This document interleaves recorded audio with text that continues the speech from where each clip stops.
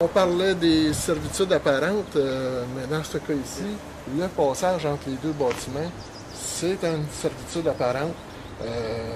Les propriétaires pourraient venir accéder à la cour en arrière avec le véhicule, mais il faut qu'ils passent dans le milieu. Et dans le milieu, on se trouve à être à cheval sur les deux terrains. Ok, donc alors là, est-ce qu'il y a une servitude qui a été déjà régularisée ou c'est un droit de passage? Disons que lorsqu'on fait les relevés, généralement, on ne connaît pas ces choses-là, mais étant donné que je suis ici aujourd'hui, j'ai déjà fait les recherches et je sais qu'il y a une servitude entre les deux bâtiments, entre les deux propriétaires, pour permettre l'accès à la cour en arrière. Ok, puis si j'ai bien compris, une servitude c'est vraiment un droit réel, donc ça reste attaché à la propriété. Exactement. Donc lors des ventes, les futurs propriétaires, ils vont respecter le droit de passage. Exactement, ça va suivre le terrain. Okay. Donc dans ce cas ici, on a exemple une servitude de 6 pieds, 1,80 m de chaque côté. Et lorsqu'on va prendre les mesures tantôt, les mesurages des bâtiments, on va s'assurer que il n'y a rien qui empiète dans les servitudes. Ok. Je donne un exemple. Si tu regardes un petit peu plus haut, tu as des corniches.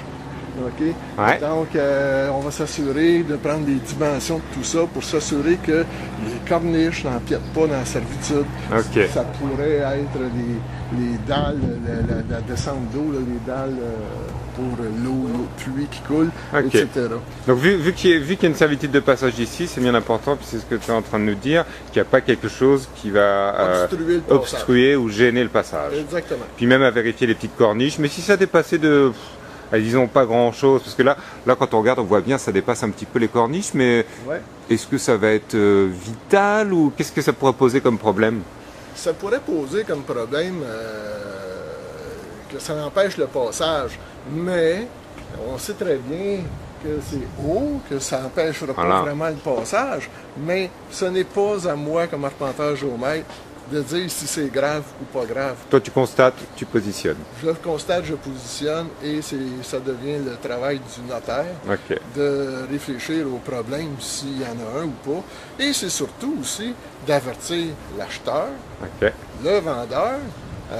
Regardez, il y a un petit problème, il y a un problème, il est là et qu'est-ce que vous faites avec? Est-ce que vous l'acceptez ou pas? Ok, donc il est constaté, puis après, ils ont l'info et puis ils voient ça avec le notaire. Dans les autres servitudes apparentes qu'on a parlé déjà, je parlais des fils électriques.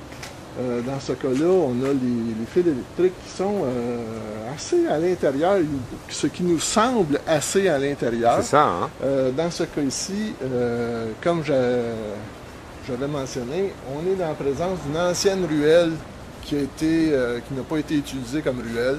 Donc les gens ont pris possession, si on veut, de la ruelle qui appartient à la municipalité et qui ont installé des remises dans cet espace-là. Ok, donc là, les cabanons, les remises qui sont au fond, finalement, c'était à l'emplacement de l'ancienne ruelle. L'ancienne ruelle, c'est peut-être pas totalement dans l'ancienne ruelle, mais une grosse partie des remises est située dans les ruelles, les anciennes ruelles.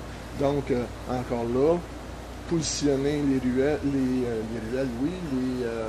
les bâtiments, les structures, pour être en mesure d'identifier l'empiètement de combien qu'il est et d'avertir l'acheteur, le vendeur. Ok, puis après, éventuellement, régulariser ça par une servitude d'empiètement. Ça pourrait être ça pourrait être une prise de possession par jugement, ça pourrait être un paquet de façons de régulariser, mais là, ça devient le travail du notaire.